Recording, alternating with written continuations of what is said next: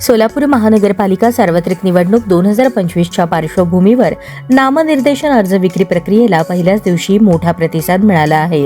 राज्य निवडणूक आयोग महाराष्ट्र यांच्या आदेशानुसार महानगरपालिका प्रशासनामार्फत नियोजित वेळापत्रकानुसार नामनिर्देशन अर्ज विक्री व स्वीकारण्याची प्रक्रिया सुरू असून मंगळवार दिनांक 23 डिसेंबर 2025 रोजी केवळ अर्ज विक्री करण्यात आली, मात्र एकही नामनिर्देशन अर्ज दाखल झालेला नाही. महानगरपालिकेच्या प्रशासकीय इमारतीतील निर्धारित कक्षामध्ये सकाळी 11 ते दुपारी 3 या वेळेत शांततापूर्ण आणि पारदर्शक पद्धतीने ही प्रक्रिया पार पडली.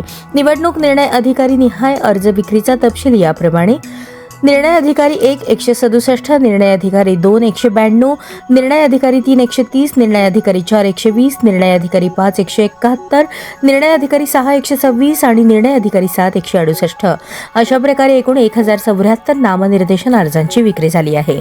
निवडणूक प्रक्रियेत सहभागी होण्यासाठी इच्छुक उमेदवारांकडून मोठ्या प्रमाणावर उत्साह दिसून येत असून आगामी दिवसात अर्ज दाखल करण्यास गती येण्याची शक्यता आहे.